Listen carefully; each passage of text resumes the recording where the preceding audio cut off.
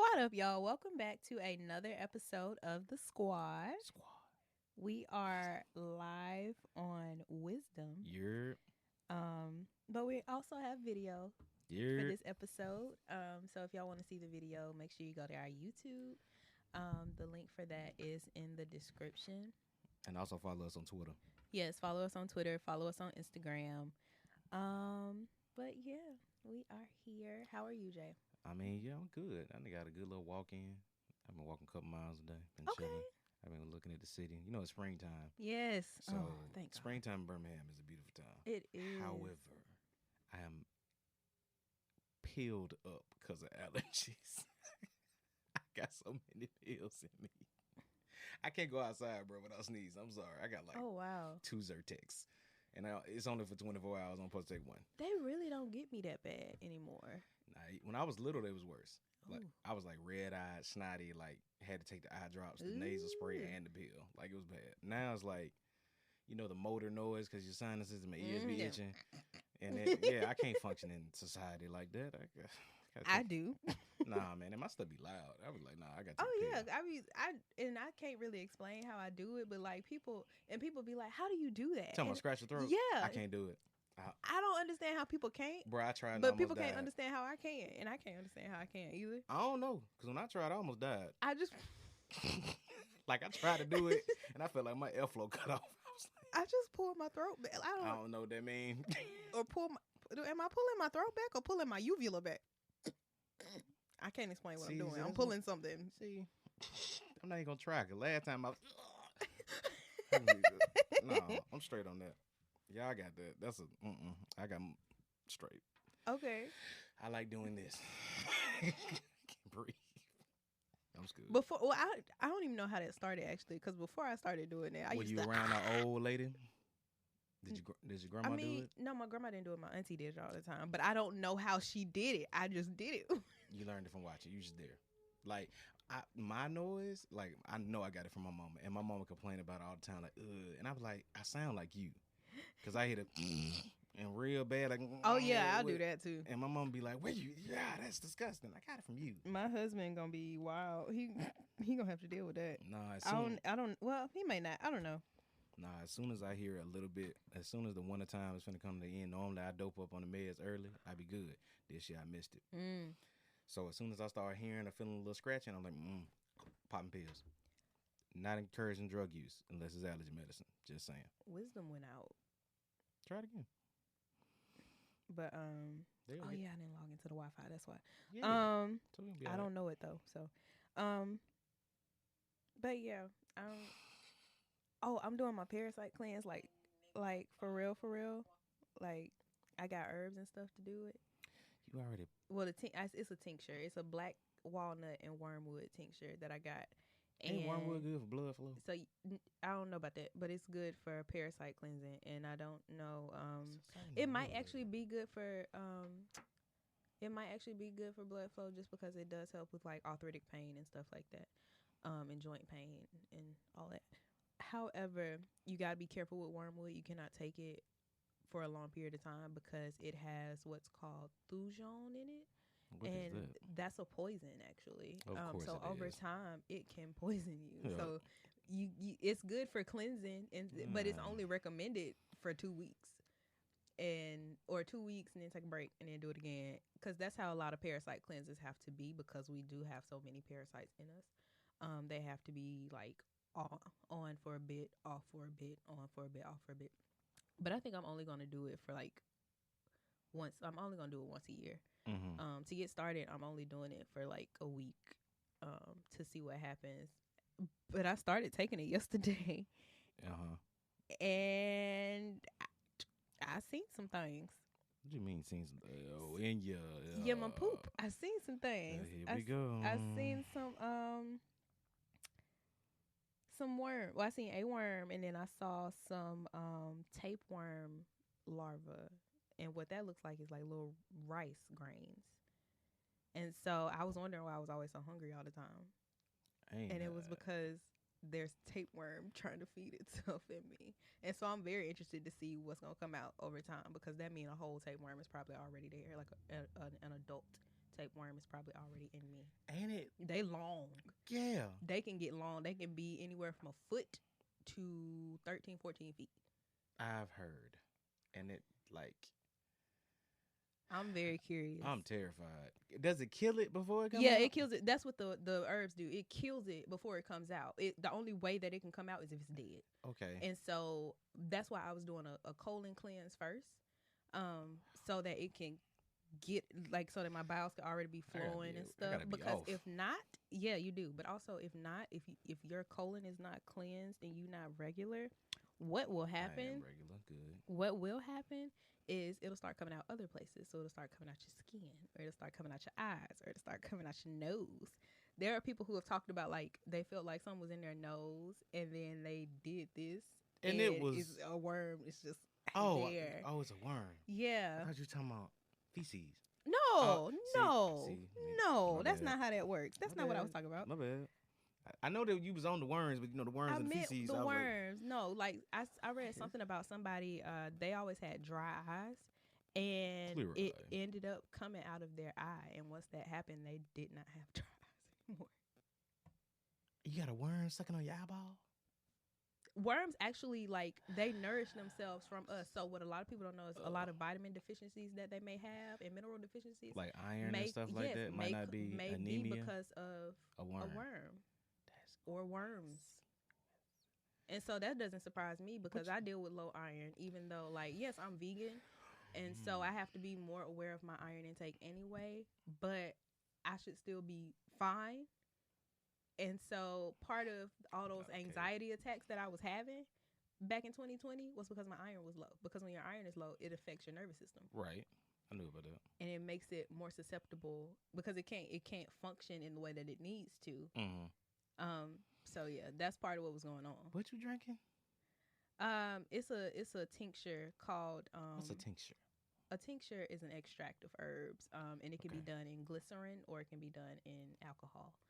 I've heard about stuff being done in glycerin. Yeah, so there's different ways to take herbs. You can take herbs via tincture. You can make teas. I'm a tea man. You could do capsules, like grind up the dried herb into a powder and make capsules. That's my mama. So I prefer tincture just because it gets in quicker.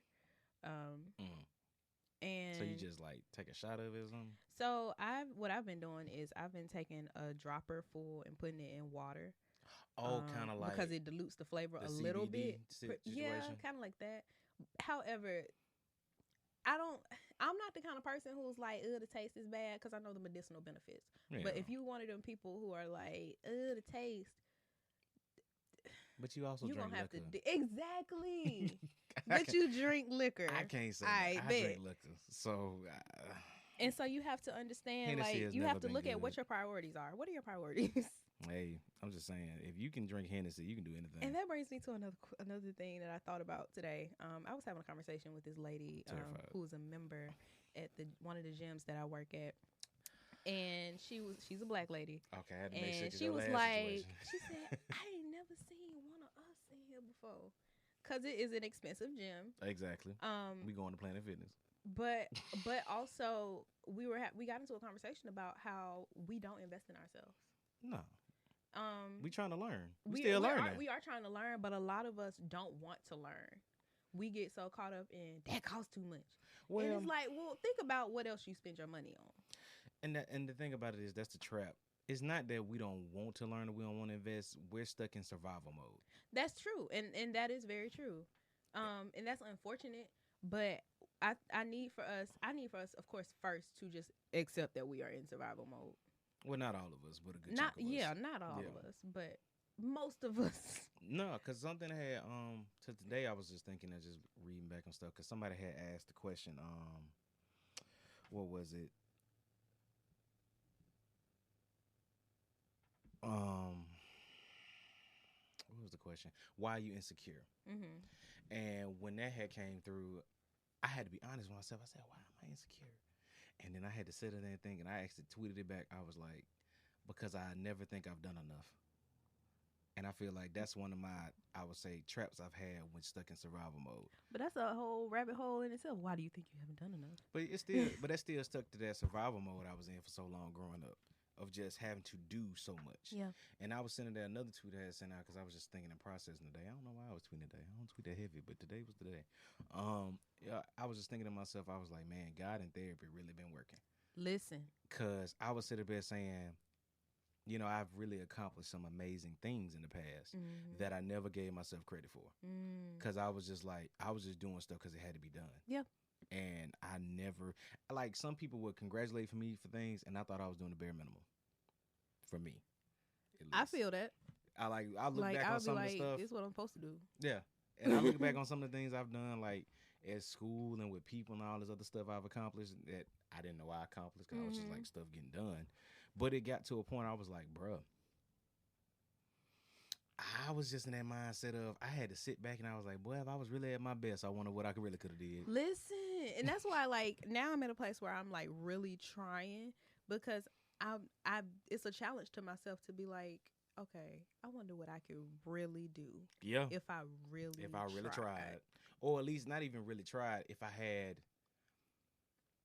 And if I really cared. I ain't even gonna say really tried. If I had more energy. That's when I had the conversation. Like, I've really found out that I was really burnt out for over 10 years.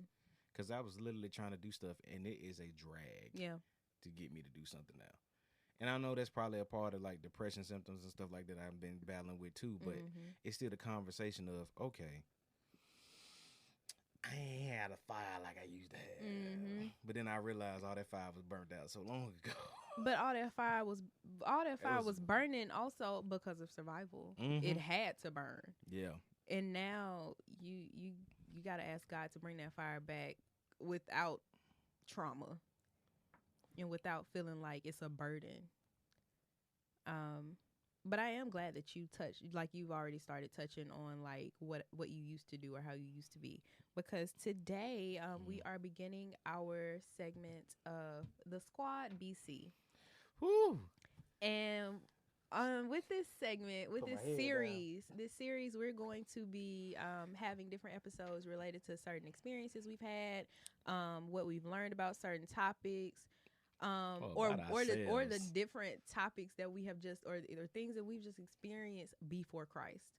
And so today, to kick it off, we are going to start just by giving we're going to go in depth with our testimonies. As far as what part? All of it. We're going to give all of our testimony. Okay, probably ain't did that in a long time. Yeah, and that's something. And again, that's something that God revealed to me. Like that's when I was having that moment of I don't even want to do this, or I'll give this up because I don't. It's just not this, and it's not this. God was like, do you remember why I told you to start this in the first place? Because I need people to see that I love even people like you, or that even the church is full of people like them. Who need help. Who need me. Yeah, I got like some stuff like now. Yeah, God brought some stuff to me and I was like, I gotta talk about that. I gotta go where? Like I gotta I bet. So you want to start? You want me to start? Go ahead. I need an example. So who I am? I was born in Birmingham, Alabama. We ain't got to do all that. But I was like, what? Is it icebreaker? No, we ain't got to do all that. You know what? You know what I'm gonna start with? What?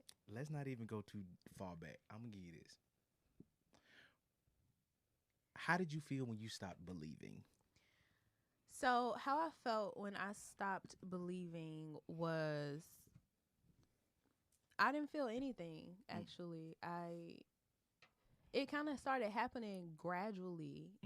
And it happened because I just didn't see the connection to what everybody else was connected to. Like I would see people catching the Holy Ghost at church and all of that. And I would just be like, I don't get it. I don't feel that. And I would feel some type of way about it. And like I would even have moments where I would cry in church, like during certain songs, and I wouldn't know why I'm crying. And I'm just like, and I felt bad about that because somebody told me, you're not supposed to cry every time somebody sings a song. And I was like, I don't know where I'm feeling this, but I feel it. So, and at the time I was like, well, maybe I'm just crying because I see other people crying and maybe it's not the Holy Spirit. And so I was just like, okay, after a while it just became, I don't really know. And reading the Bible became, I never read the Bible or started trying to read the Bible until I was like 16 or 17. And even then I was doing it or trying to do it because I felt like I was supposed to, not because I wanted to. And even now, hey y'all on Wisdom. But even now I read it because like I want to. I know the benefits of it. And how it has definitely changed my life, and I want to continue to do that, and I want to continue to learn how I can better serve God. But I never saw that aspect of it because nobody ever taught it to me like that. And it's wild what God is helping me understand when I couldn't understand it in that way. I couldn't grasp it in that way for almost 20 years. And so after I didn't believe, I started trying to, what I was really trying to do that I really didn't realize was fill a hole. And I think that's what a lot of people do. We try to fill these voids with different things that we don't realize it at the time that's what we're doing. That we're supposed to be getting from God. That we're supposed to be, we're supposed to be getting it from God.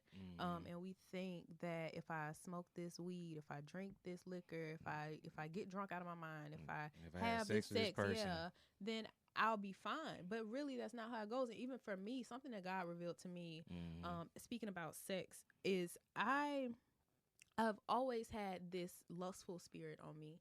Same. And it has been on me from what I can remember, since I was about 4 or 5 years old. And many people don't know this about me. And so this is the first time I'm really like sharing it. But my very first sexual interaction was when I was about 4 or 5 years old, and it was with another little girl. And at that time, and it continued until we were about 8 or 9. And was it like a house situation? No, it was just not no playing house situation. Oh yeah. Okay. But playing house is a very dangerous game. It is, but you know they teach that that's okay. They do. I mean, we all thought it was. But they teach like it's always sex play. It's part of children growing up and things like that. But that can be dangerous though. And I used to like buy into that, and then I was like, but now I'm like, that's actually very dangerous, because what God revealed to me is that sowed a seed very early on, and one that grew. And when I think about it, what I started seeing was it continued for so long, not because I was attracted to the little girl. It was because of the feeling. That was the first drug that I knew.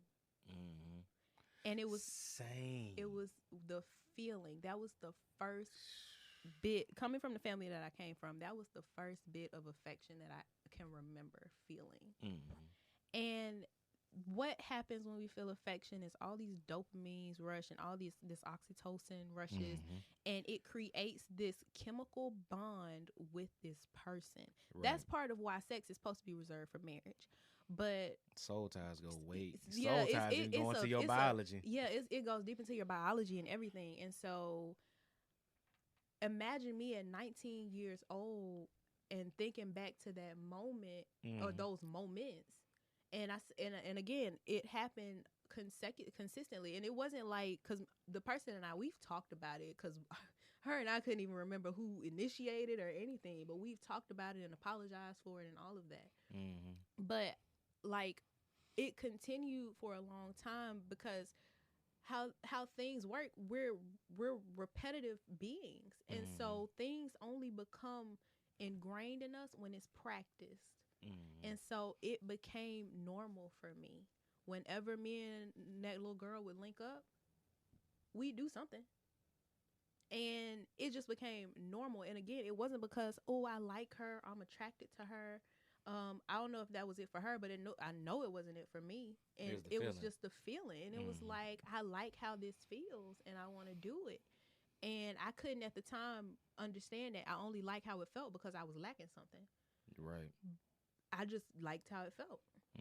And imagine me at 19 years old thinking back to that time, and I'm like, does this mean I'm bisexual? Mm. And that's why I started saying I was bisexual. I remember. Because I'm thinking back to that. And I'm like, that must mean I'm bisexual. Mm-hmm. Not really thinking about, am I really attracted to girls? Or am I really attracted to women? Or you attracted to this feeling? Am I attracted to the feeling? And I think a lot of people get caught up in that. I don't think this is everybody's story, but I do think that a lot of people are caught up in the feeling of what they've experienced in the past, and they are latching on to the feeling. And I know for certain that's what happens in situations where people are like, I want to be in a relationship because I want to be with somebody.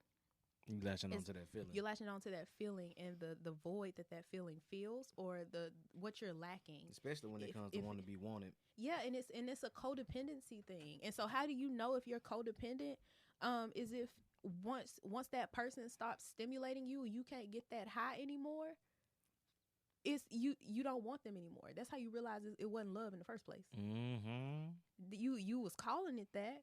Mm-hmm. But it really wasn't. And I when I thought about that, I realized like, yo, I can't even honestly say I ever loved anybody because I didn't know what it was. For my 24 years of life, I turned 25 next year. Next month, y'all. Not next year. Next month. But up to my 20. Yes, you do. Up to my 24 years of life, I cannot honestly say that I genuinely loved anybody. Mm-hmm. And that's so hurtful to say when you think back on it. But it's so true because I didn't know what it meant. I just knew I liked the feeling that it gave me. I liked the feeling that this person gave me. I like what they may have represented, what void they may have been feeling, and that was enough for me. But it also, like, I can't, because that's part of why I can't get mad at the people that I was interacting with, because they was honestly doing the same thing. But that's the reason. Broken people attract broken people. Exactly. And that's the reason why I can't, like, be upset. And I choose not to be upset with them. I don't want to be bitter about it because I get, like, we were in the same space. You are what you attract. That's how I believe. I believe that is one of the most truest quotes in the world. And people be avoiding it all the time. Like, no. They be like, wow, I always get these type of people. Have you ever looked at yourself? Yeah, exactly. Look, what is it about you? That, like, you're attracting similar people like you. Now, they may not do everything like you, but they're in the same vein. Yeah. Broken. In some way, shape, or form. Something. Like, that's why I can't get mad at that he only wants me when he can't have her. Because I only wanted him when I couldn't have him. Hey, yes. I couldn't get mad. And him and I have had conversations. And boy, I was waiting on you to hit that one day. One of our very first conversations, like, about that was, like, when we were first whatever, is, do you want me? No. Or, like, do you want to be with me? No. And I started telling him about the other person and talking about how I liked him. And he started trying to help me talk to him. Is it a movie? I don't know. I'm trying to think. But what's also, like, it's also kind of a double-edged sword for me. Because, just not gonna lie, like, stuff started growing for me, like, emotionally. Mm-hmm. And not to say that it was love, but I did start to feel something. And I honestly did want to see where it went. And I honestly do want to see where it goes. But no. Just because, again, I'm not meant to be somebody's second choice. God didn't create me for that. He created me to be somebody's only choice. And so if it's a situation where you only want me when you can't have them, then that's not what that's supposed to be. But yeah, those are the types of situations that I ended up in before Christ, because it's all I knew. It's all I attracted for myself. It's the place that I was in. And I was in that place with a lot of people, even before college. What are you laughing at? I'm not laughing. I'm getting gut-wrenched on some situations. Okay. I'm thinking back, and I'm like, some stuff's starting to make sense while you're talking. And I'm just like, oh. Yeah. But yeah, I started, I would say middle school is when stuff like that really started happening. And like I started latching on to people just because they made me feel something, and A lot of people did. like chasing shamelessly. That's how you become a hopeless romantic. Yeah. Mm-hmm. Some things is just natural. Some stuff is just from other things. But like the chasing was just terrible. When I think back, I cringe because I'm like, girl. But I was so broken. It's like you thinking like you think back and be like, girl. I think back, but like you. Ooh. What is your problem? Like, what was that? You weak A-N. Man, look, I'm sorry. That's just me. But rage. Yeah, I didn't realize it. Like, I look back and I be like, you look so pathetic. What in the world is your... God didn't make you for this. But also, I have to give myself grace for that time because it's all I knew. I have to forgive myself in the same way that God forgives us. Because something that God also revealed to me in bringing all this back to my memory is... And I was at work thinking about this earlier and just broke down and cried because I was like, the way that the enemy tries to set us up so early on is scary. It's so scary and it's heartbreaking to see how many people fall into it early. And I was in that same boat and I broke down because I was like, he has been trying for a long time. And again, it's so wild how many other people are affected by it. And not just like them, but how many people in their lives are affected by it. Yeah, because it's a cycle. Exactly. It's a cycle. And that's it's why, a web. And again, that's why Christ forgives us, because he knows, like, this ain't your fault. And sometimes what I've also noticed with that situation is something that happens to you, sometimes you just a precursor. Yeah. Sometimes you are attacked for something, but it's really to get to somebody else. And that's so messed up. I'm going to knock you out to get to them. But that's how that fool works. He don't care about that. He don't care about you in a way. He like, I'm going to knock you out early. Like, I'm just using that as an example. Yeah. But like, not saying that this is real. But just think about this. I'm going to knock you out early as a child because I'm trying to get to your mama. Yeah. That type. It's that type stuff. Yes. Like, I'm gonna get you early as a child to get to this friend that you're supposed to have. I know you're supposed to have a friend and they supposed to do something. But to make sure you can't get to them, I'm gonna get to you. Right. And here's another example. And this is me personally. I'm going to get to you right now, and I'm going to make you think certain things. So when you're supposed to help this person, you're going to accidentally get with this person. Yeah. Or I know that, and honestly, this is where I am right now, just based on some things that God has revealed to me. I'm going to get you thinking this about the same sex early on, because I know that God is going to try to do something to me through somebody you marry and the children you produce. That's that does happen. That does happen. I know what you're talking about. That does happen. I'm gonna make you think this. Not talking about other folks, but I'm gonna make you think this. I'm gonna make you think you feel like this way. This person, yes, but you really not. But you really don't.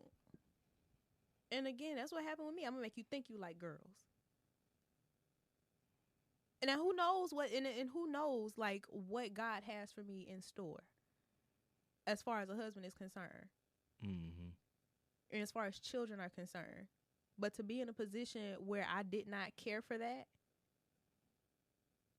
it would have separated me and kept me out of God's plan. But what I thank God for is God. I thank God for God. I thank God for Jesus, because Jesus will always make sure that we are in alignment with his plan, or he will always make sure that he has a way of getting to us. Even if we don't always accept it, he makes sure that he has a way of always getting to us. I come from a background where there is no affection. There is a lot of brokenness. There is a lot of drug abuse. There is a lot of alcoholism, still a drug. There is a lot of physical abuse. There's a lot of emotional abuse. I come from that. If you know me, I'm a softie. I'm lovey-dovey. Me too. Well, I had to reignite that in myself. I did not know that was. And I did too, because I was so hard. I hardened myself because I felt like I wasn't supposed to be that way. Mm-hmm. Because I have had so many situations where I was made to feel ashamed of being that way. Same. And I was attacked for it. And but yeah, I don't come from that background, and I did fall into drugs for a bit. I mean, yeah, and now, we both did. Yeah, and now I'm out of it. I was in that thing. It was zooted. That thing gone. Same. But you know, my house used to be smoked out. Listen, we talked about my gray walls. Hey, your gray walls. I'm scared to see what 461 was looking like. Good boy. My bad. 461. Ooh, I still remember 420. That was a day. That was a day. That was a sinful day. But that's why, see how much we was in. Yeah. So. But, and I'm not supposed to, like, it's only by the grace of God that I'm not in that anymore. Mm-hmm. But it came from him, like, breaking my flesh first to get to my soul. Right. My flesh had hardened me and built up these walls to the point where my soul was blocked off from him. Same. And so in order to get to my soul, he had to tear down my flesh. That's part of why I think my anxiety was the way that it was. Oh, yeah. Well, I won't even say my anxiety. I was just anxious like I was. The reason why I was anxious like I was, the reason why alcohol just started tasting bad to me. I think you had a build up. Yeah. You had a build up to that. The reason why weed just started feeling awful for me. Mm-hmm. I was smoking every single day. Why is weed suddenly making me feel terrible? You did. And that started even before all that, because there came a moment where I started getting sick. Like, I started throwing up after smoking. Yeah, you told me about that. We did actually have a conversation about that. You asked me about that, if that was happening to me. Yeah. No. But I get it. But I get it. Like, it was God breaking my flesh to get to myself, breaking down all of these things that I had built up. For a while, I didn't want to eat. You didn't. I do remember that too. I was ready for all of this. And there came a time God was breaking down my flesh, all of these things that I was leaning on. Sex didn't feel the same no more. And that's tough. Masturbation didn't feel the same anymore. Mm-mm. And I used to do that heavy. Yeah. And the reason I was doing that was to feel to have the dopamine release, so I could feel the oxytocin and all of that for myself. But to no avail, honestly, because I didn't really feel that great about myself in general. So a chemical reaction wasn't gonna do it, and that's the reason why for a lot of people, sex don't fill you up the way that you think it should. That's the reason why porn and masturbation doesn't fill you up, because you already don't like yourself. And usually you feel as just as empty as when you get done. Like you empty out yourself and then you feel emptier. Like, exactly. And that's the reason why, because it's a matter of you having some self-actualization, you liking yourself already and liking who God made you to be. When you are still worried about being ashamed of who you really are at your core, or trying to hide those parts of you, or not feeling safe enough to be that you, or not feeling like you are loved, and because you don't feel loved, you start to feel unworthy, and so on and so forth. That chemical reaction really ain't gonna do much for you like you think it will. That's why drug addicts keep trying to chase a high, because it does not fill you up the way that you think it. The reason why they say that Jesus is a well that never runs dry is because he is. That is the only being who you can go to him and your thirst is quenched every single time, better than before. And it's because nothing else can do it. It's only him. But we try so hard to lean on these things. I tried so hard to lean on these things. If I have this weed, I'm straight. If I have this liquor, I'm straight. If I got these tequila margarita bottles, I'm straight. If I masturbate, I'm straight. Or if I got this person to have sex with, I'm straight. But it leaves me feeling worse. It left me feeling worse than before. And it just makes the pain worse. It makes me realize how lonely I am. and how I keep trying to numb this loneliness.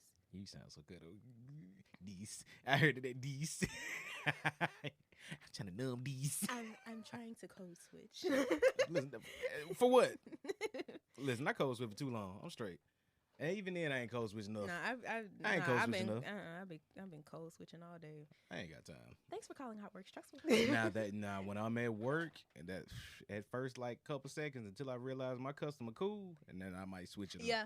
When I realize my customer on that, when I got what can I help you with today? When I gotta call black folks. Boy, all my black customers cool with me.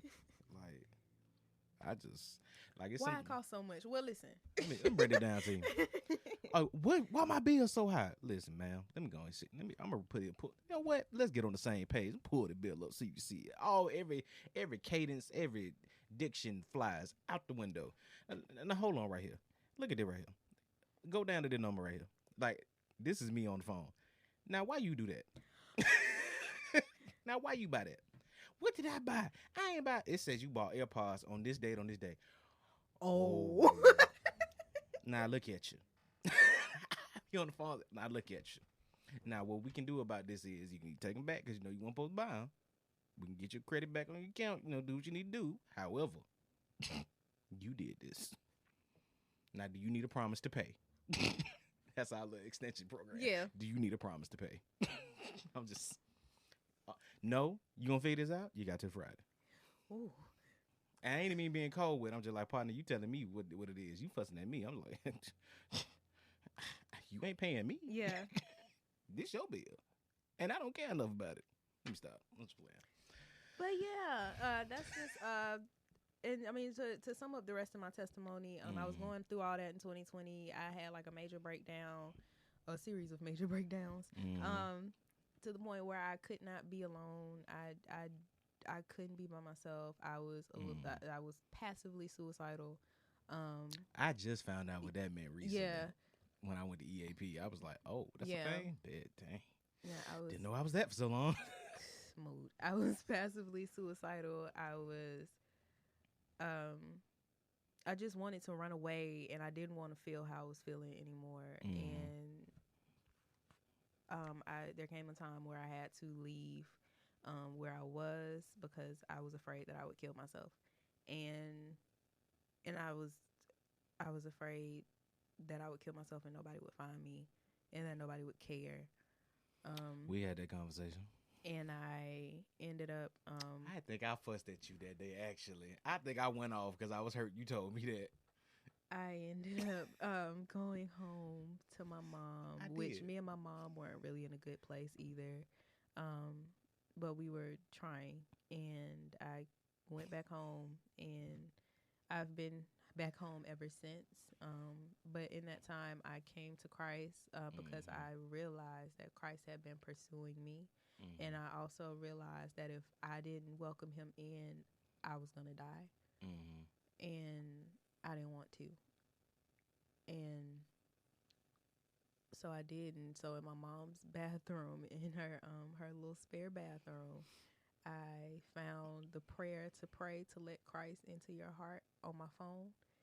And I did, and I just cried, and I just felt, I knew, like, I was telling God, like, I was like, I don't know how to do this, and I don't know you, but I want to. And I felt like somebody was listening to me. And the next day, I felt like everything was going to be all right. And every day after that, I just made strides to know God more and started feeling more and more like everything was going to be all right. And then one day came about a month or so later where I was just sitting in my mom's living room, and I just felt peace.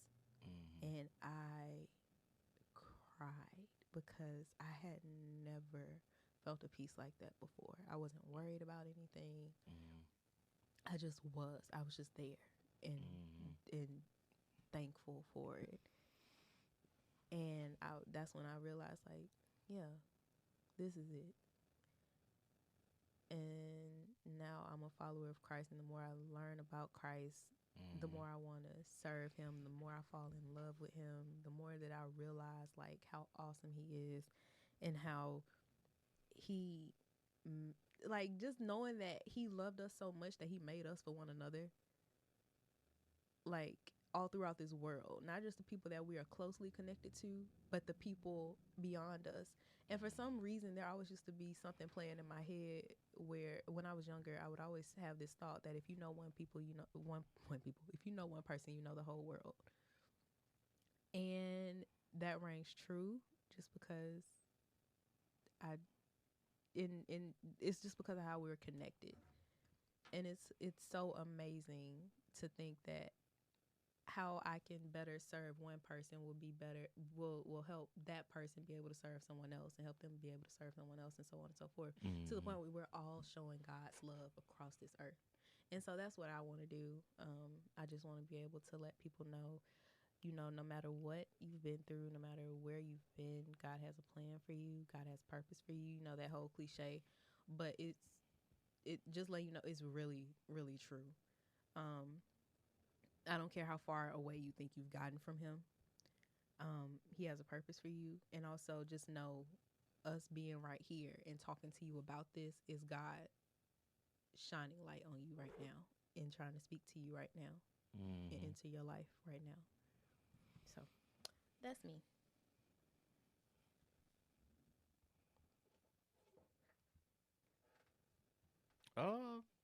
Jay, What's up? how did you feel when you stopped believing? You know how long ago that was? Also, shout out to Jesus Loves You Company. This shirt, it says, "I'm sorry If someone misrepresented Jesus to you, I need that right now. So I got some shirts coming, and I hope they're your size. 2X. I'll see. I hope they are. I got some coming. If they are your size, Well, get them. probably not for long. The way they weight falling off. Good God, you know that. Shout out. But how was I? I was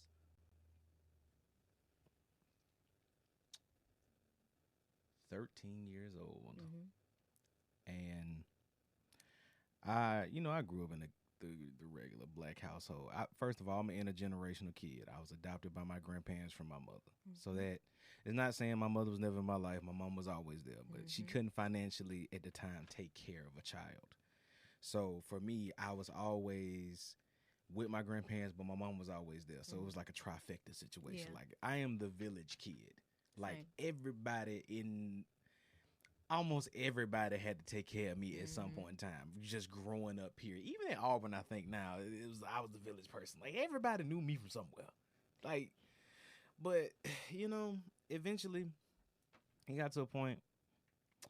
My grandfather had passed away, and Pa was my whole world. And I was 13. I remember he was dealing with cancer. So he had pancreatic cancer. And he had cancer for like a year. And it was like, I didn't know this when I was growing up, but he had cancer. I think it was like his third, fourth stint getting hit with a type of cancer, which is what made me do research on Agent Orange when it came to Vietnam vets. Because my grandfather was a Vietnam and Korean War veteran. And they only used certain toxic chemicals during Vietnam. So that made me do a little research into what was being used, because apparently a lot of Vietnam veterans are having a lot of health problems, maybe based off of what was in the air during that time. It's a rumor for some people. If you really read into it, you see in the history where they do have like records of this. Yeah. So I was actually I remember the day he collapsed and had to go to the emergency room, had to go to the hospital. I was playing 8th grade football, and I was really wanting my grandpa to see me play a game before he died. Like, everything I did as far as like sports, outdoor stuff and stuff like that, I did for him for the longest time when I was growing up. So like, I did Boy Scouts for him due to the fact he was in the military. Even when Boy Scouts was lame for black kids, I was like, my grandpa was in the military. This is the closest thing to the military you can get as a kid is going to Boy Scouts. So I did that for him. Like, I played T-ball for him when I was young. So like, everything as far as like my extracurricular stuff, like, I wanted him to see me do things so he'll always be proud. That was just me growing up. Right. And it was during the time, it was all September. So it was before he even got to see me play a game, because he was still sick. and it was a Friday, because middle school football players got into the high school game free if you wore your jersey. So I remember putting on my jersey, and I was supposed to head out to walk to school so I can go ahead and go to the game early so I can get in with my teammates. So I can go see the varsity play. Because I'm like, yeah, it's going to be me soon. That type of stuff. So he apparently fell, and in him falling, he died. He hit the ground, and it brought him back to life. Wow. Long enough for the emergency paramedics to come and get his body. During that time, me and my uncle was getting into it. While my grandfather is supposed to be taken to the hospital, me and my uncle getting into it. Because at this point, I'm 13. I don't know what's going on. I'm frantic. My grandfather looked like he's going to die. Mm-hmm. And at the time, I didn't process it until I got older. He's scared too. And the fact that we're both butting heads, because now at this point, I mean, this is your stepdaddy, but this is like my father. Yeah. But that's the weird thing about my family dynamic too, is because I'm the grandson, son, and nephew, but I can be son and brother at any time. Mm-hmm. So when your mama and your uncle technically your siblings, stuff get weird when it come to fights, because you may get to fighting with them off the level of being the child and off the level of you being they sibling. So I'm the youngest then. I go from the child to the youngest sibling. So fights was weird in my house. Like, it's a toxic, weird space of like, I can't be in between these generations. This is getting on my nerves. But so we getting into it, like he manhandling me up because he was finna take me down through there. He said, you better be happy I gotta see about your granddad. Like type stuff. Wow. Cause we was getting into it. Like, but you can tell it's just the emotions of the time. Yeah. So I remember, and this is what started me hating my family actually at one point in time. When they finally took him to the hospital and stuff like that, we knew they took him, I think he was in the hospital for like maybe over a week. But I finally got a chance to see him. And when I went up there to see him, it was like one of the few times, it was the only time I got a chance to see him actually before he passed. Because then nobody wanted to let me in the room. Because all the adults were still dealing with it. I was like the only child. Like my cousin was too young to really go through that too. So it was like, we couldn't be there. But technically I'm the oldest out of the cousins. And this is my dad and my grandpa. So I'm like, I gotta go. Mm-hmm. So when I go up in them, his kidneys are already shut down. And I remember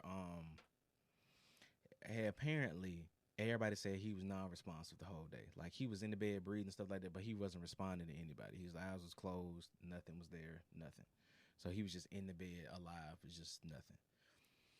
But then I came to the room and I came to see him and I touched his arm and I was talking to him. And as soon as he heard me, his body reacted. Like he jumped. Even though he wasn't all the way there, that was the first reaction the doctors had seen him do the entire time.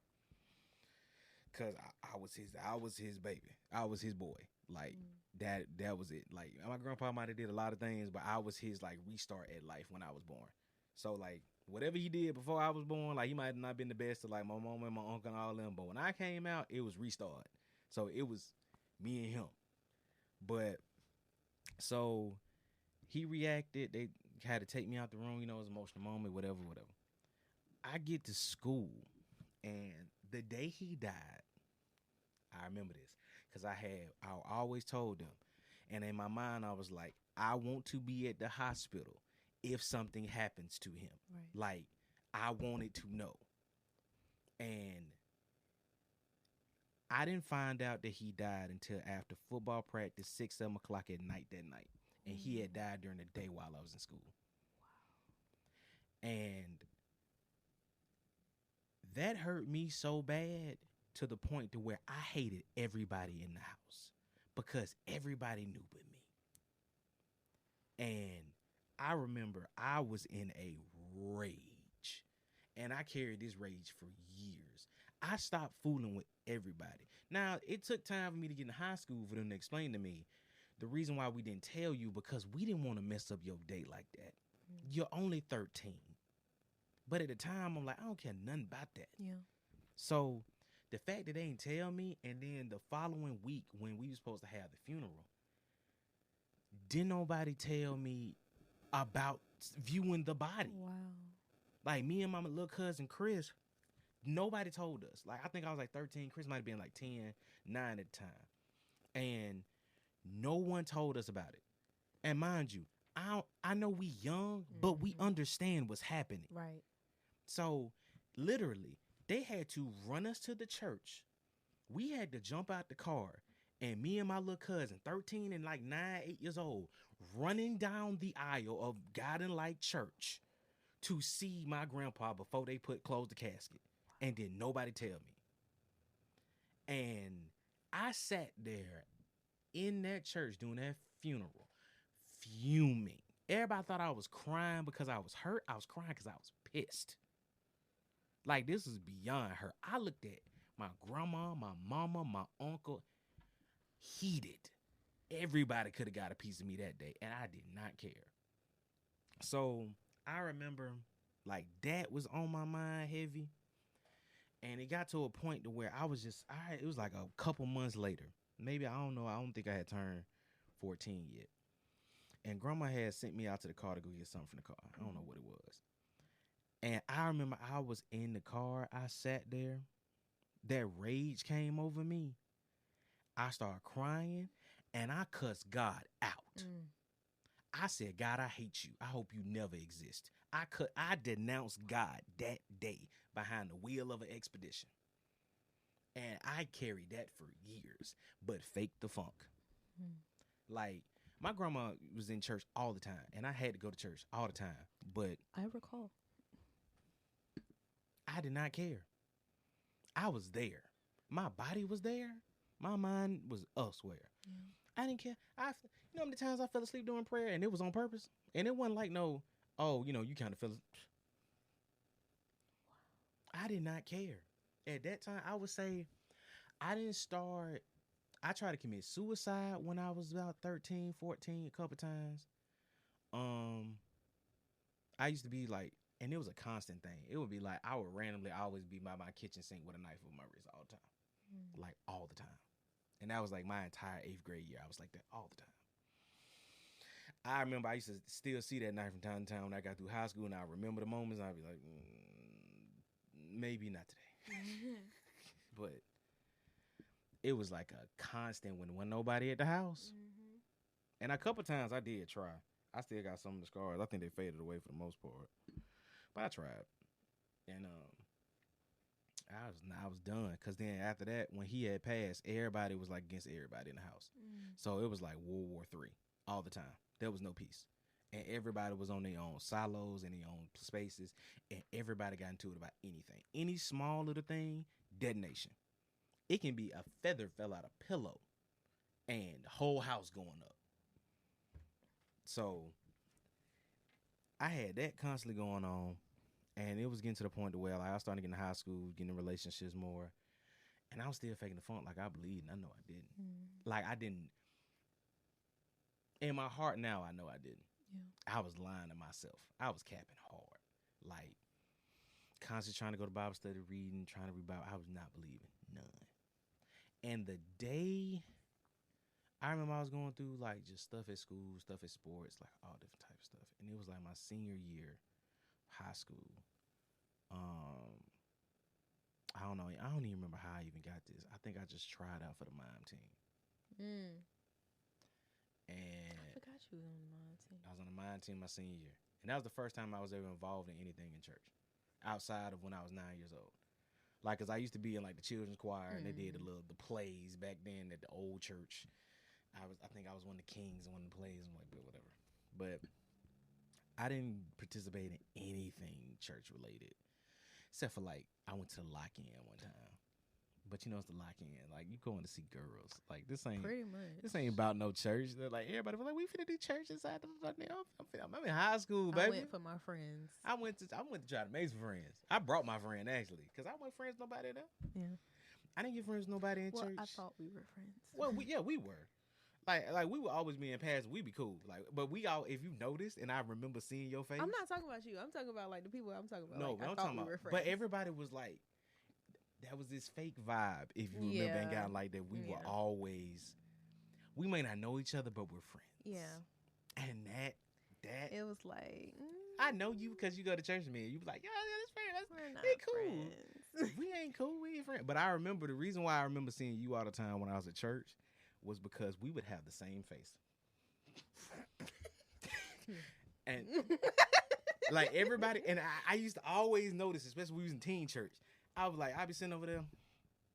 I'll scan the crowd randomly. You would have the same face. And that's the reason why I remember who you was when we got to Auburn. Because I was like, this the girl that had the same face I did. Led church like, this some bull. And it was like that. And I was like, I think I was like 16, 17 at the time. So I was like, yo, it was only two faces that was always like that when we was in church. It was mine and yours. Y'all, if you listening on Wisdom and you want to hear more, you're going to have to follow us because we finna end with y'all. But, so, got to, when we did the mind, we was doing a routine. And I was learning the routine. And it was that song, it was a John P. Key song that we was doing. And,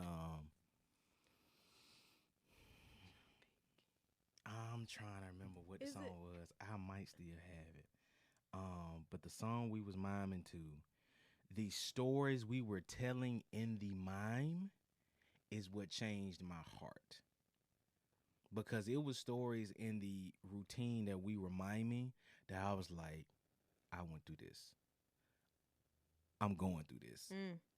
Like, and I'm trying to see, Life and Favor.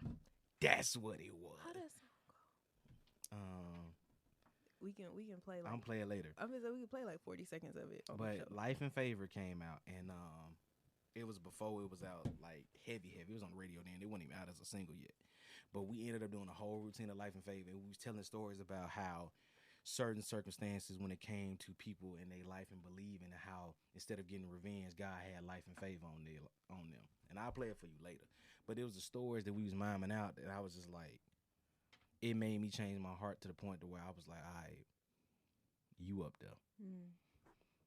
It's been about 4-5 years since I even really believed in you.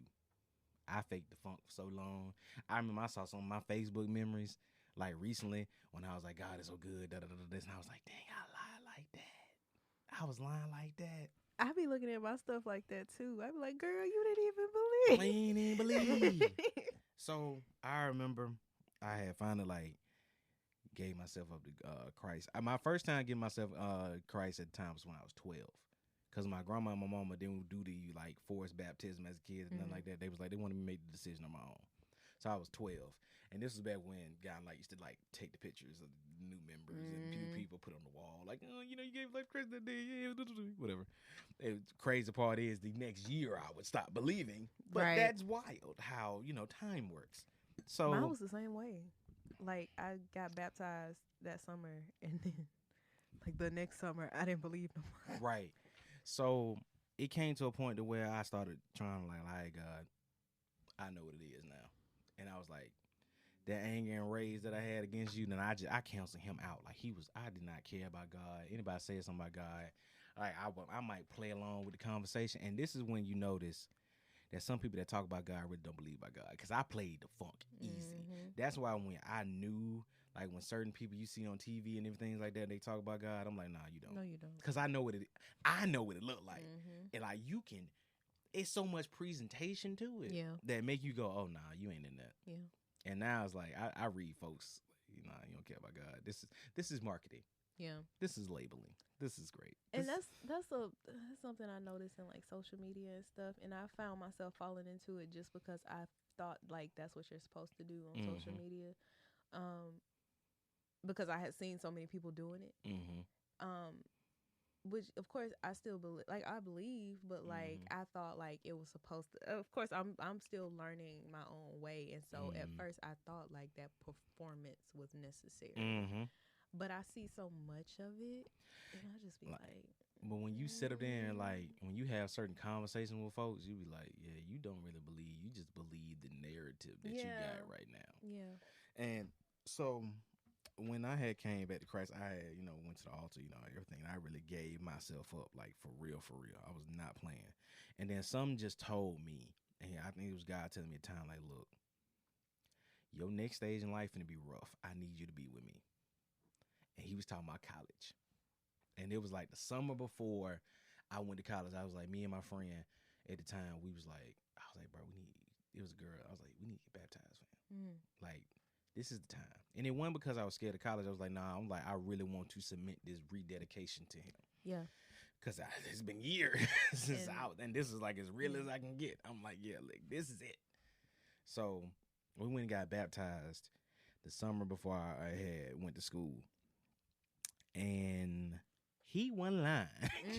Because school was dark. Like, I remember, like, my freshman year was cool, but I was still, like, battling at home stuff the entire time. Like, people were still dying. Like, I was competing on the track team at the time, overwhelmed. Like most of the time when you come into school, they recommend you take 12 to 14 hours worth of credits. I had 18 hours back to back for 2 years, and I was on track team. So during all that time, I was like, I ain't had no time. Like, and then not only that, if my grandma ever called, I had to go home. So I would literally leave practice Friday, had to catch a Greyhound and go back to Birmingham. Oof. Walk however long many blocks from the old Greyhound station to the Max bus station with all my bags, ride the bus an hour to the east side, and then walk up them hills to get back to my grandma's house with luggage. And this was almost every 3 times a month. Wow. For like a year and a half. Whenever something need to be done at the house, I was in Birmingham. To the point where I was just like, I'm not coming back to this house. I would go to Birmingham and not come home. I would go to Birmingham, Greyhound, ride with somebody, whatever. I was not going to Center Point for my folks. And I was like, I left this hell. I'm not coming back for this. Like we went to Green Acres that day. And did I go home? No. Exactly. And that was when I was trying to do better. So that perversion was still not the one that was when I was younger. So it got to a point to where I was going through like hell at school. Nah, don't do it.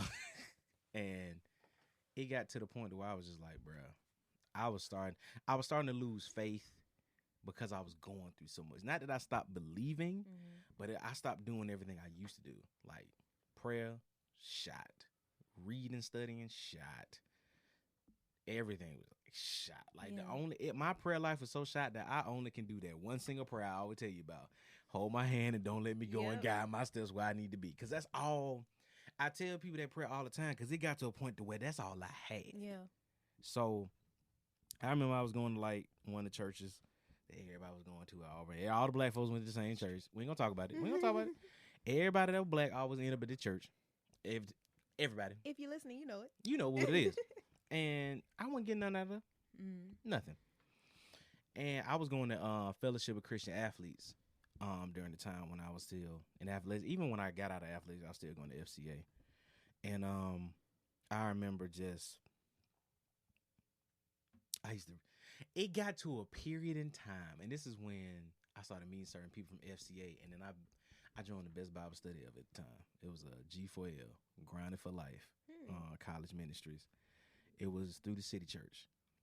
I had met some of my homeboys through FCA, and they was like, hey, man, we finna kick up some Bible studies at this church. You come through, because I had met some more folks through FCA.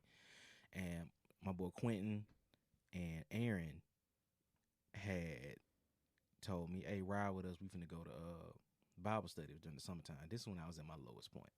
Like, I had just quit pre-med because pre-med didn't make no sense. Ooh, I didn't know you were pre-med. I was psychology pre-med double major.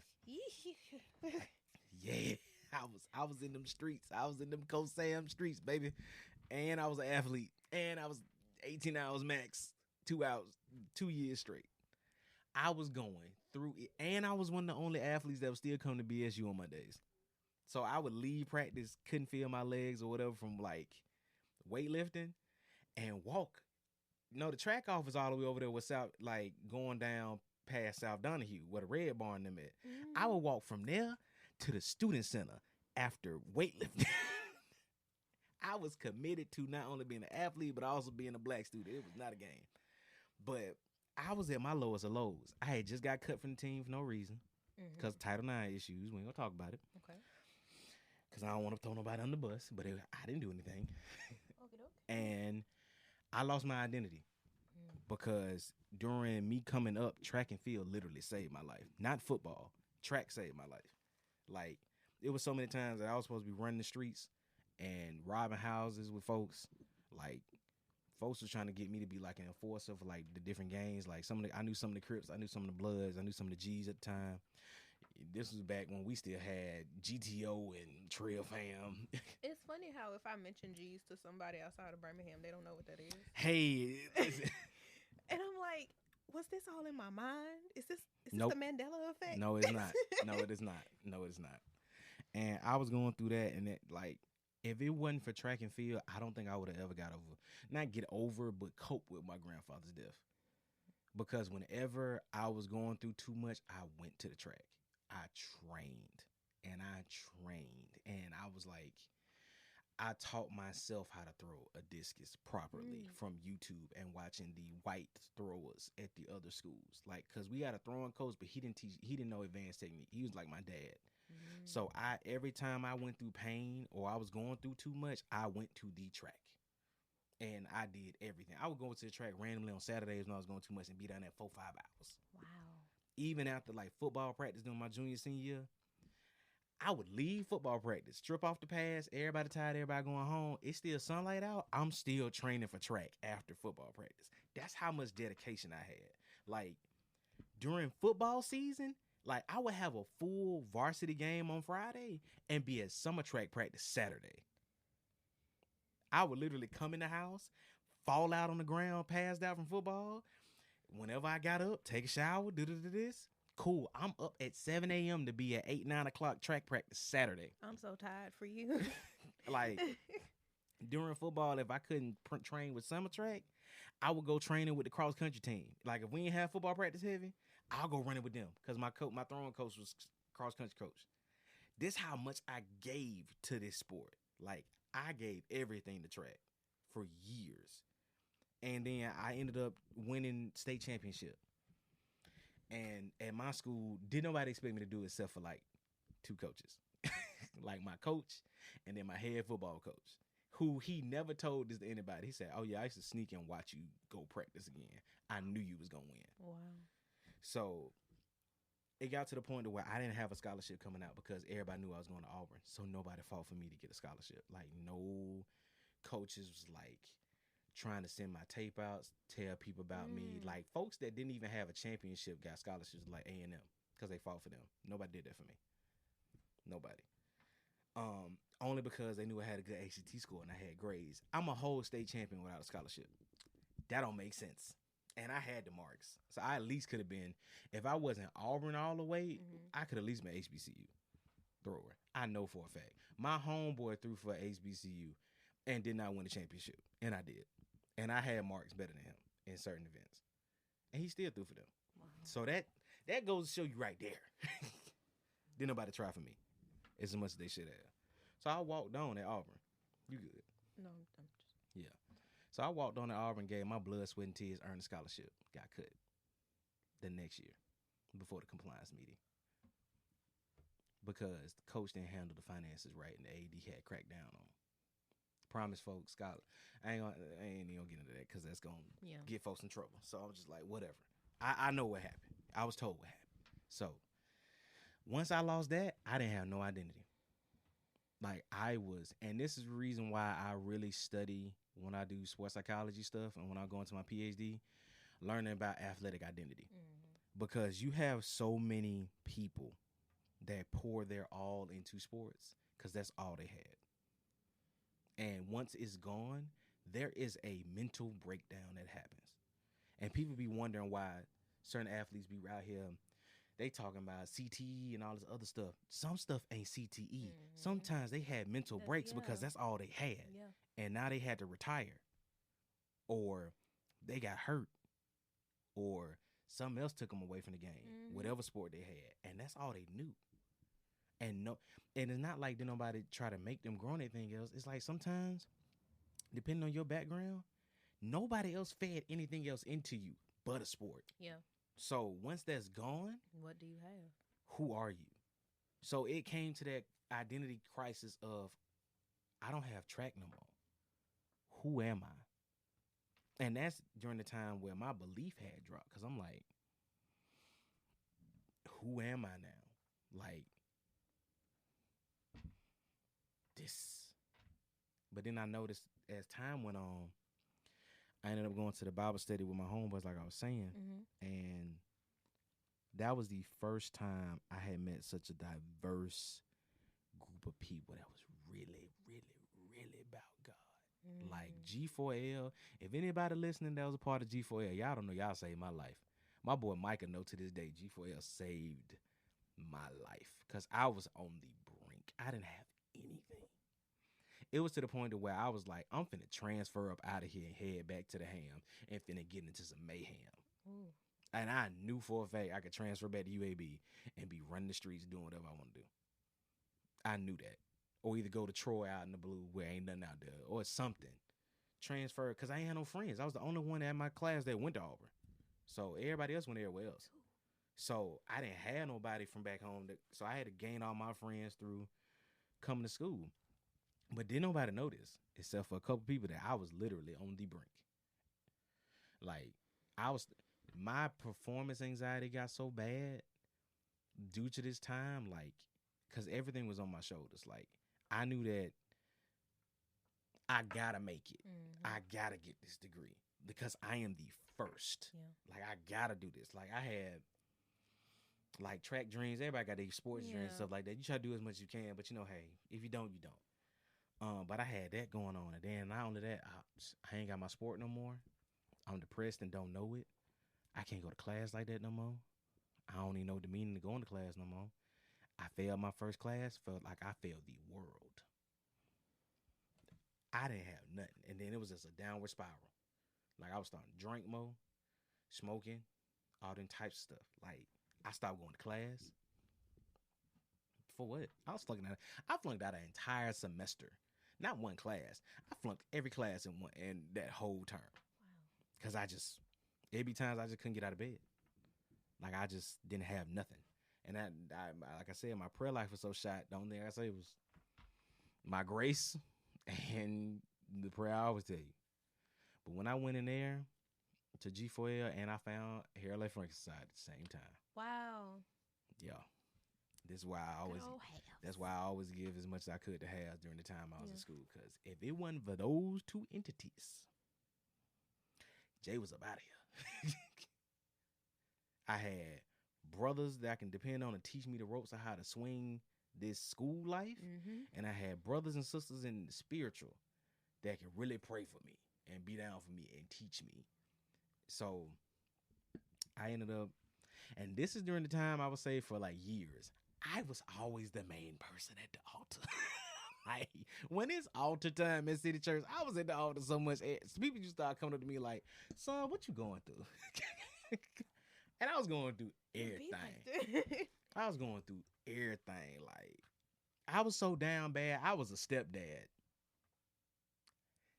Process that. I had disappeared from my friends. I wanted to be a stepmama, so I ain't even going. No, I disappeared from my friends. Like, my junior year, I was gone. I was nowhere to be found on campus. Like, my friends would even be like, Jay is a ghost. And they would tell you to this day, like, junior year, I was literally taking care of a baby. And in this relationship that I was not supposed to be in, doing all types of stuff that I wasn't supposed to do. I was in a dark place. Like, and this relationship was extremely manipulative to like the extreme. So when people be talking about manipulation in relationships, I understand. Yeah. Because how I go from a college athlete ascending to now I am the hood statistic again, taking care of somebody else's child that don't care nothing about me at all. And show that constantly. That brings up something from my testimony that I forgot to bring up. Like, my interaction with that little girl was the first time that I had like an actual toxic relationship. And it was because And I was in several. That little girl would also bully me when she got together with her friends, but then we would turn around And have moments. Yeah. But I ended up in relationships like that. I had two relationships like that. I've seen a trend where I've just ended up in relationships with people who didn't like me. Mm-hmm. I ended up in relationships with people who didn't like me. Or just didn't express that they liked me. I ended up in relationships that folks that didn't like me, they like what I can do for them. Yeah, that. They liked who I was in certain veins, but not who I was. Yeah. Yep. So, and I've had relationships where I know for a fact that I was used in order to make sure they had support to excel. I know that for a fact. Not saying that they did it on purpose, but you can do a lot when you know somebody holding you down. Yeah. And I was the hold down person, for sure. And I was in some toxic stuff to where, like, I'm all out in Tuskegee when I don't need to be. That's how crazy I was. But I was out there. Like, when people be talking about, I went to Tuskegee, I went to the university. Nah, I was in the Tuskegee streets doing stuff I wasn't supposed to do. Wow.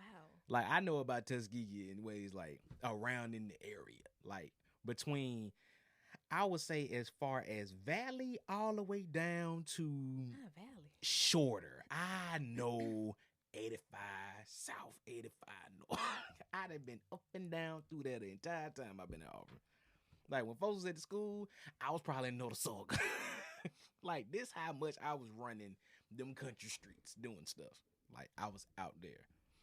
But when I got into G4L and I got into the city church, once I started hitting them knees all the time, I started to recover. And like I said, I was at the altar almost every other Sunday. Because I was like, I was repenting for everything. It be like that. And it got to the point to where this is where church hurt come in. Mm-hmm. It got to a point to where I had been in G4L so long that I ended up sharing ministry with one of my boys. And during this time, I would say that I felt unprepared to be a college minister. Because what people don't know is the people who really know me know for a fact I was a college minister for a time. And I never felt worthy to do that. Yeah. I had so much hell in my life to be called, or at least be, I wouldn't even say called. I would be say appointed to be a college minister. I shouldn't have been in that role. To me. Now I know I was in that role for like God's assignments and purposes during that time. But during then, nah. What I look like being a college minister for? For what? I got baby mom drama.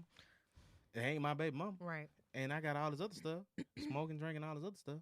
And I'm a college minister.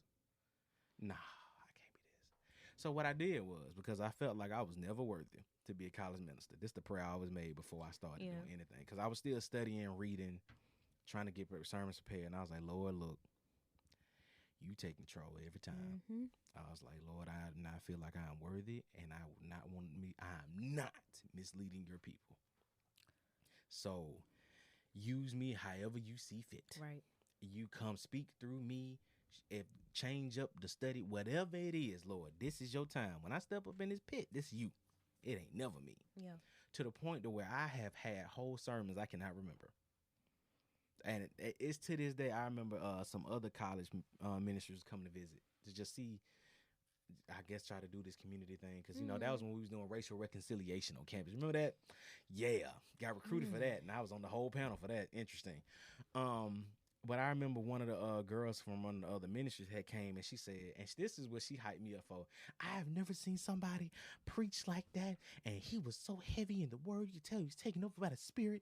And as soon as he was done, he would sleep on the pew. Because as soon as I would like stop, I knew, this is how I know when God be taking over me sometimes, because I have no energy. I would literally go to sleep. And there was a couple times I would literally preach whole like study sermons.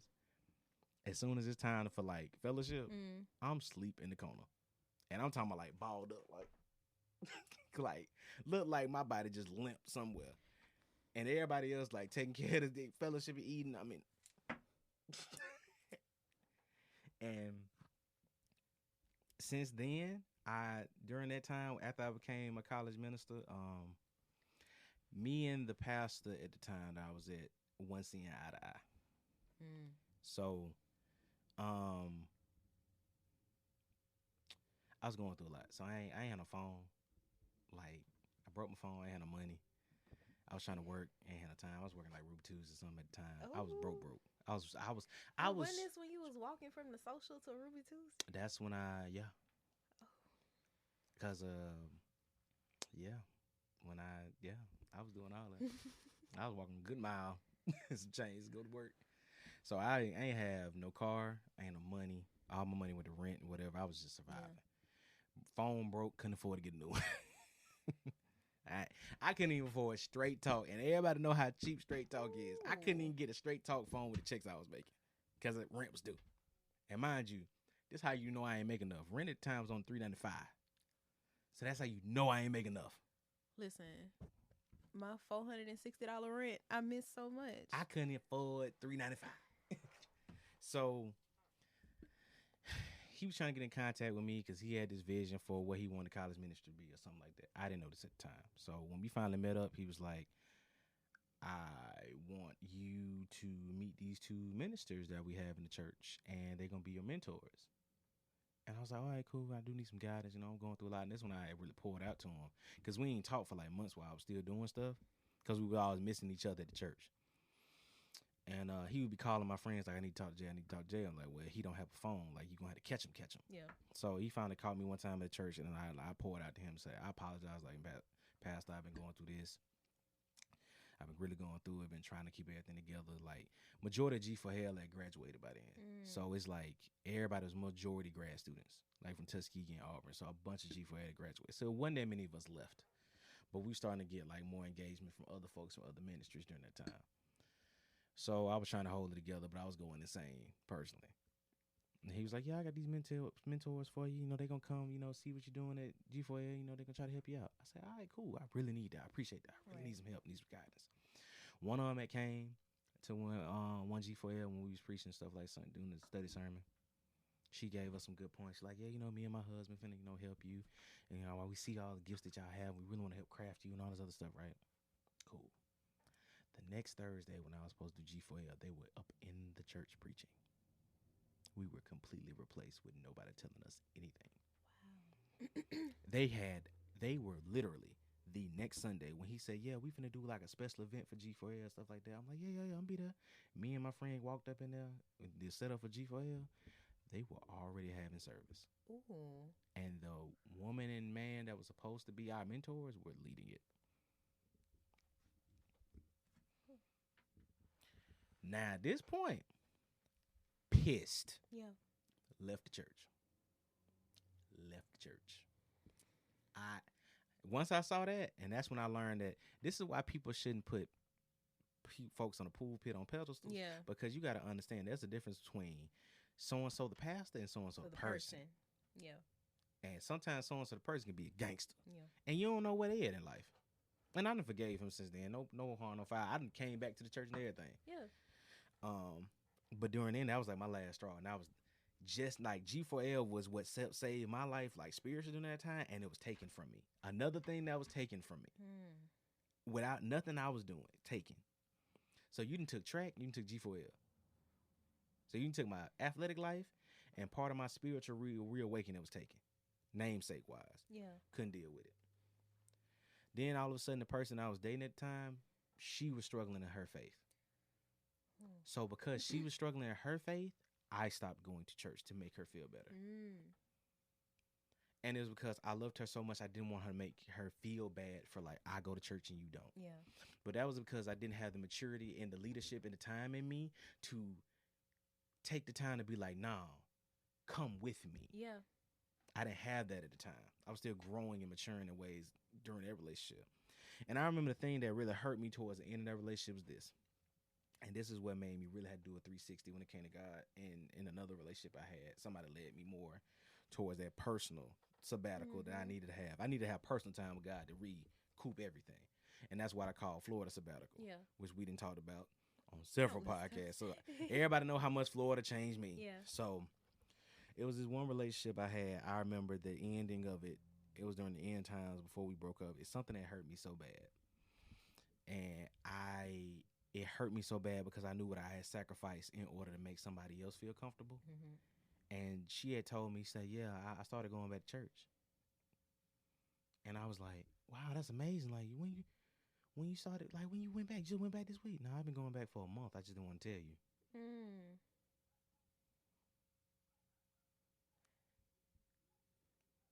That, amongst other things, sent me over the edge in that relationship. Because I was like, I literally sacrificed this part of my life so you would be comfortable. And now you snuck to do it because you felt like I would say something about it. I would congratulate you for going to church.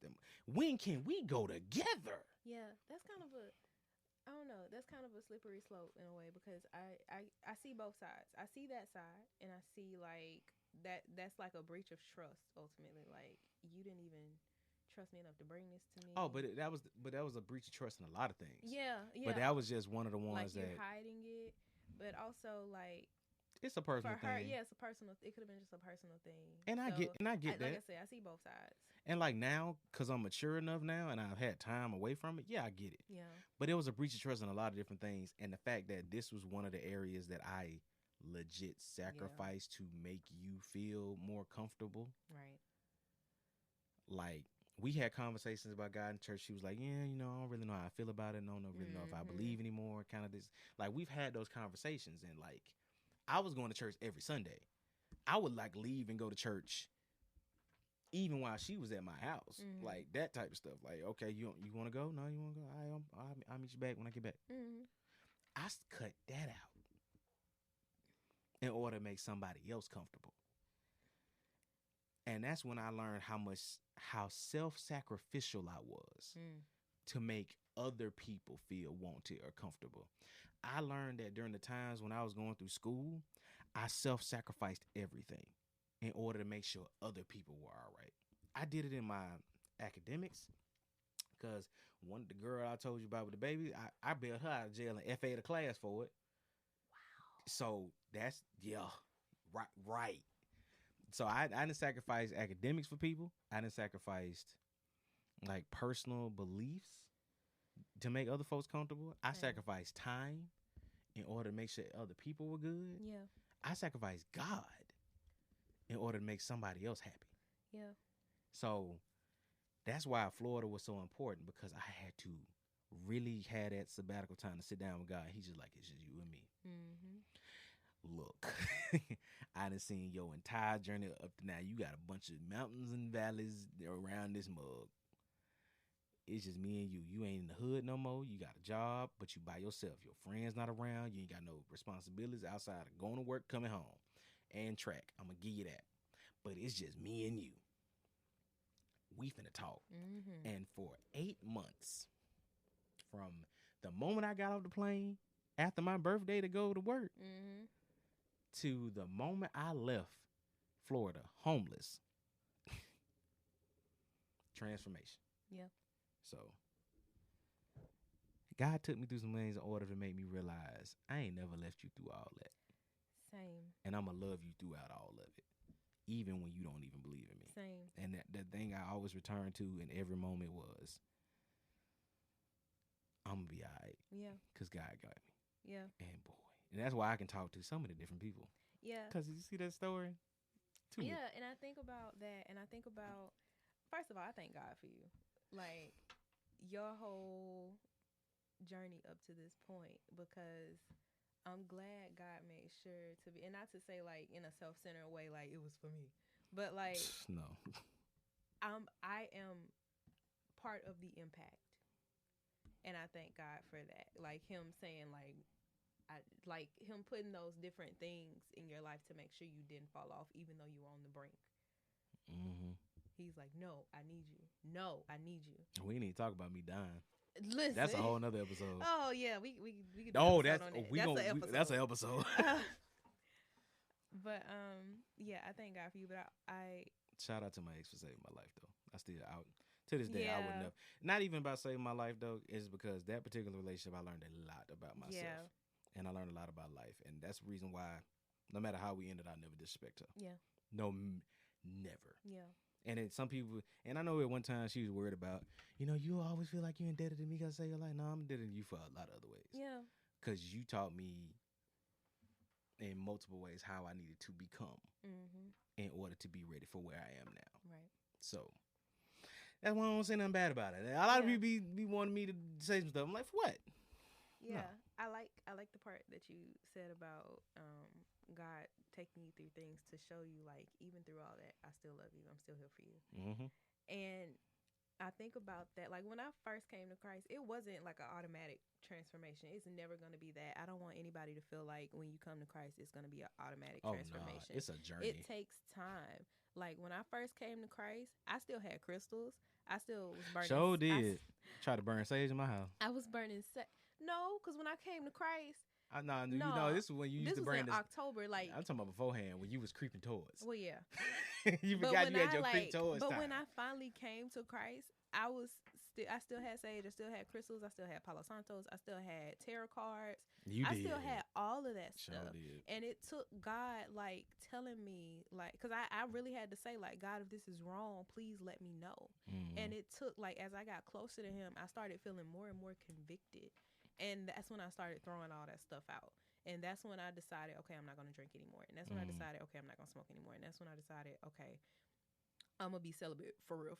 Like, and that means that's a conversation. That means we're going to do an episode on that. That's another episode. But, like, that's when I came to the point of, like, absolutely no masturbation even. Like, that, like, when people think, well, not celibacy, but abstinence. I had to commit to that. When people say, like, abstinence, they think, oh, but masturbation don't count because I'm not doing it with somebody. No, it counts. It counts. It's still it's self-sex. It's self-sex. It's lust. Yeah. And so, and it's about what that lust brings in and what that lust does to you. You know what's so crazy about? I ain't mean to cut you off. But you know what's so crazy about that is that sometimes I've seen how in society we try to teach that you should do this because it's healthy, and you shouldn't be judged in order because you do this. But understand this: the Bible also says man does not survive off bread alone.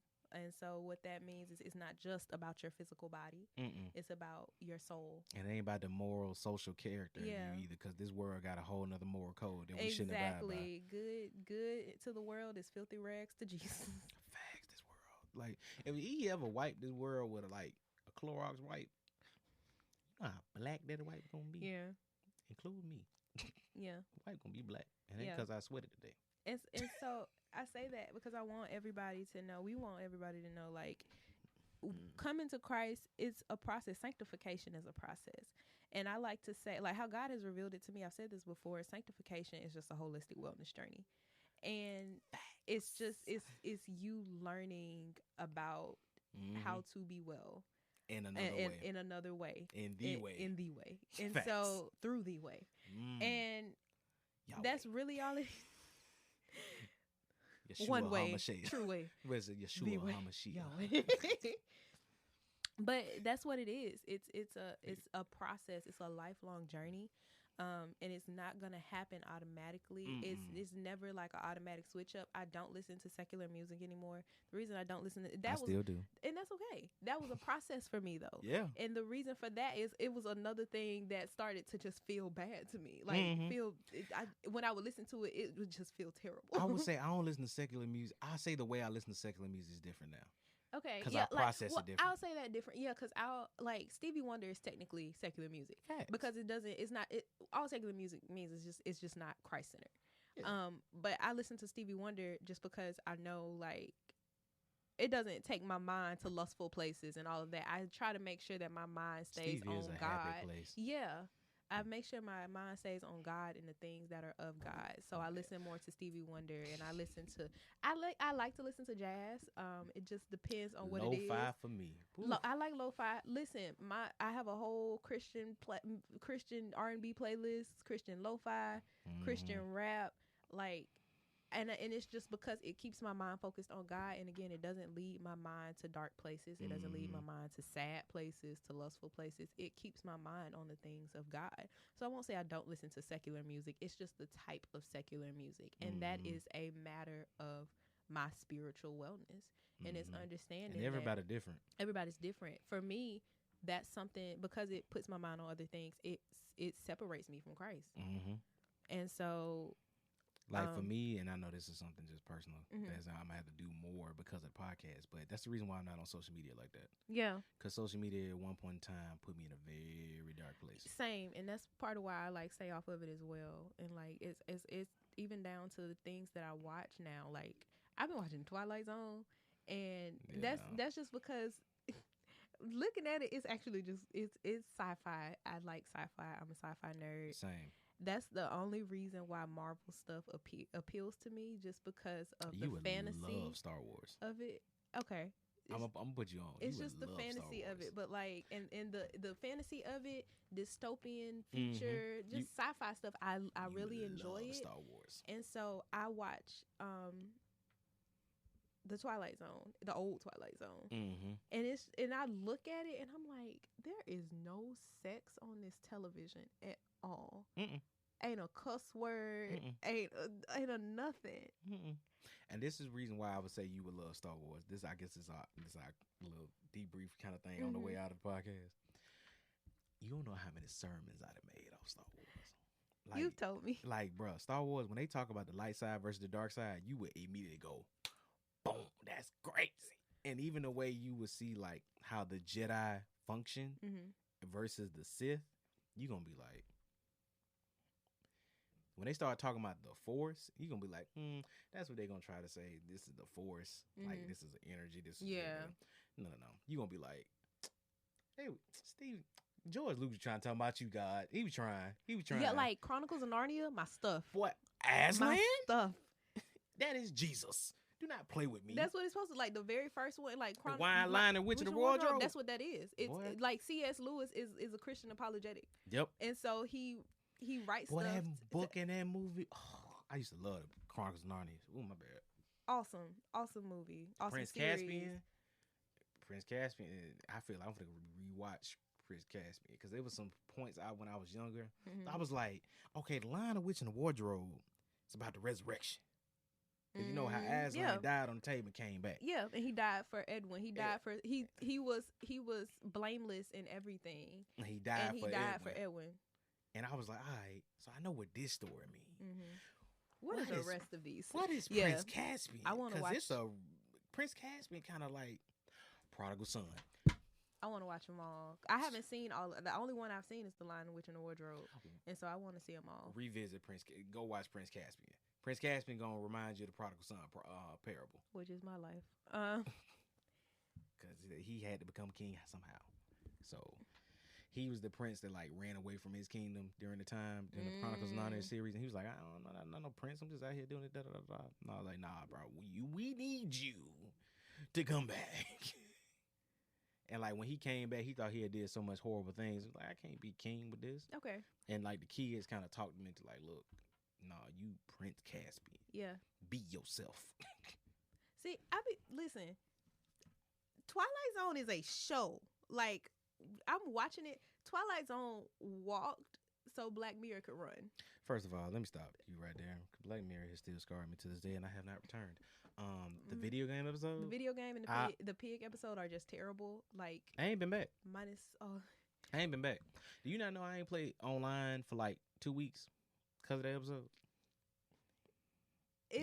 Okay, well, Twilight Zone is a show. Good. Like, I really rock the very first episode. The first episode is a dude, like, he wakes up in a city or a town that he doesn't know who he is. And he is like running around trying to find people to like help him out, and he can't find nobody. And it's just an empty town. It is an empty town, and he's like, "Where is everybody?" Time for that.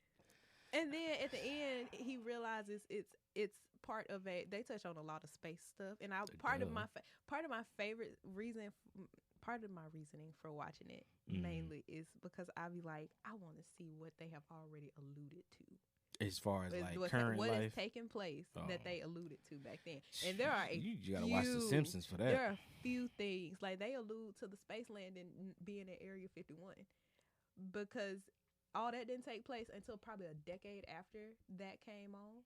They alluded to it because there's an episode where these astronauts thought they landed on a they didn't call them planets, they called them asteroids. Of course it didn't. So Propaganda. They landed on an asteroid, and at the end, it turns out they were in Reno, Nevada, where Area 51 is. Look, I'm leaving that alone for another time. Because that's a whole episode to itself. Mm-hmm. What has the Twilight Zone taught you about life? What has sci-fi taught you about life? Listen, the Twilight Zone, like, because it always has a moral too. The Monsters Are Due on Maple Street is wild because it's an episode called The Monsters Are Due on Maple Street. The Monsters Are Due on Maple Street. And it's some aliens going around to different parts. This at night. That's the very first episode of Twilight Zone that I saw, and I saw it when I was 13. And it was because a teacher showed it to us. I've probably seen this episode. We used to have journal prompts, and you had a journal prompt on Twilight Zone. She showed the episode, and I did go to WJ Christian. Like I said, they care about y'all. We were stuck to Irwin High School, 7 through 12. When you had to grow up at 12, because you went into a high school at 7th grade. Yeah, they didn't care about us. But yeah, in that one, it talks about how, if you're not careful, or if people are not careful, they will fight each other, or we will destroy one another when the enemy is really outside of us. And ain't that life? Ain't that Christ? Ain't that everything about this spiritual life? I'm also learning how my education was trash, but go ahead. Sorry, my bad. That's all I got. That's all we got. Yeah. No. This was a good episode. I thank God for this episode, and I really hope it blesses somebody. If you know someone who needs to hear this episode, please share it. Throw that thing that way. Yeah. When we share the clips on Twitter and Instagram, like, share it to your partners. Absolutely. Or your family members if you're really that close. Like, it be some stuff on here that people need to really talk about. Yeah. Or just need to hear. Maybe there's just a way. Maybe there's just a way that people have just never been able to hear it. Yeah, I mean, we really here for is open books of transparency, because like, we ain't better than nobody else at all. So we try to make sure that people know that, so you know how not easy, how welcoming Christ is. Right. Because boy, we wasn't right. Whew. I still ain't right. Ain't right. I'm getting myself together. When I tell you I'm learning stuff, and I'm just like, I suck. Not the I suck saga. There's a I suck saga. I think, like I said, life is all about learning. The moment you feel like you've learned everything, that's when life ends, no matter what age you at. So, I keep learning, keep maturing, keep growing. That's all that matters. And that's all. Peace. Yeah.